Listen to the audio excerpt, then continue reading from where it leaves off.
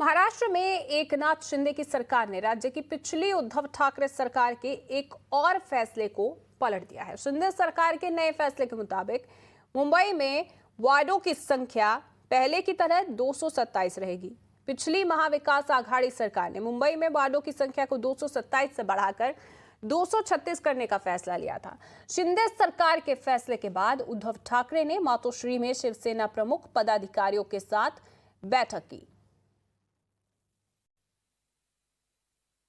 महाराष्ट्र में एक interesting political development आई है जहाँ पे डीलिमिटेशन ऑफ वार्ड जो होता है, जिसको कांग्रेस पार्टी ने भी विरोध किया था, इसका बीजेपी ने भी विरोध किया था। ये जो ऑर्डर आया था वो जब उद्धव ठाकरे मुख्यमंत्री थे तभी आया था। अभी उसको वापस से रिवर्स किया गया है सीएम एकनाथ शिंदे की सरकार ने, जिसमें देवेंद्र फडणवीस खुद भी उप मुख्यमंत्री है। मेरे साथ है कांग्रेस के नेता जीशान सिद्दीकी, जो खुद भी देवेंद्र फडणवीस के घर गए थे, कल ही गए थे। तो उनसे बात करेंगे, कैसे देखते हो आप इस डेवलपमेंट को और आपको क्यों लगता है कि वो उद्धव ठाकरे जी की शिवसेना को फेवर करता था और उसको चेंज करना जरूरी था? देखिए, मुंबई में हमारी सिर्फ यही मांग है, मुंबई कांग्रेस की यही मांग है कि हमें फेयर इलेक्शन चाहिए और वही मुंबई के हित के लिए है।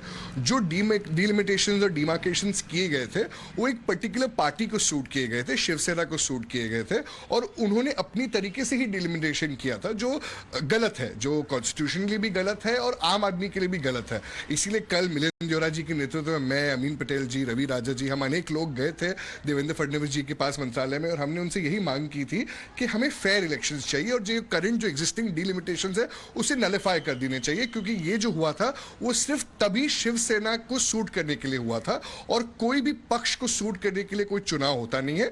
रिजल्ट तो बाद में आते हैं, मगर उसके पहले एक फेयर चुनाव होना चाहिए, जो हमें अपेक्षा है कि अब फेयर चुनाव होने वाला है। और इसी पर ज्यादा जानकारी के लिए मेरे सहयोगी अभिषेक मेरे साथ जुड़ चुके हैं। अभिषेक, तो एकनाथ शिंदे सरकार ने जो पुरानी महाविकास आघाड़ी सरकार थी उसके फैसले को बदलते हुए अब वार्डों की संख्या फिर से कम कर दी है, उसको पहले वाली स्थिति ही कर दी है 227।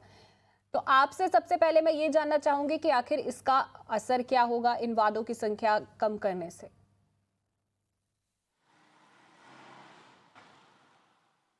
देखिए, जिस तरीके से राजनीतिक परिवर्तन हुआ है, एक महीने से भी ज़्यादा का वक्त होने के बाद शिंदे गुट ने बीजेपी के साथ मिलकर सरकार बनाई और ये जो विभागों की रचना, जो डिलिमिटेशन किया गया था, उसको स्क्रैप कर दिया गया है।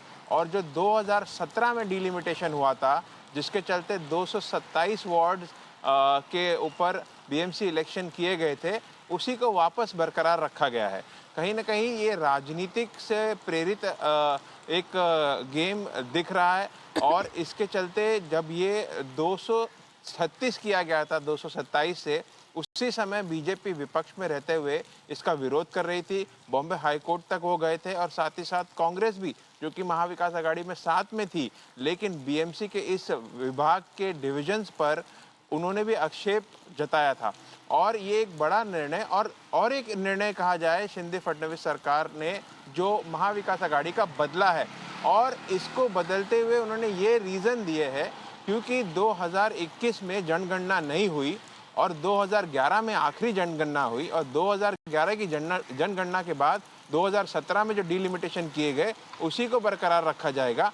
पुराना डिलिमिटेशन जो महाविकास आघाड़ी सरकार ने किया, क्योंकि जनगणना नहीं हुई, वो इलीगल है, ये कहते हुए इसे स्क्रैप कर दिया गया है। और इसका परिणाम आने वाले बीएमसी इलेक्शन में देखने को मिलेगा, क्योंकि जिस तरीके से आरोप लगा रहे हैं कांग्रेस और बीजेपी कि शिवसेना ने ये वार्ड डिवीजन अपने समर्थन के लिए या अपने फेवर के लिए किया गया था, तो अब ये देखना होगा कि जब वापस 227 कर दिया गया है, शिवसेना का क्या रुख होता है। कल बड़ी बैठक हुई, इस पर लीगल स्टेप क्या आगे ले सकते हैं, इस पर चर्चा हुई, तो आगे देखना होगा कि शिवसेना इस पर क्या रुख लेती है, क्योंकि शिवसेना के लिए बीएमसी बहुत ही महत्वपूर्ण है।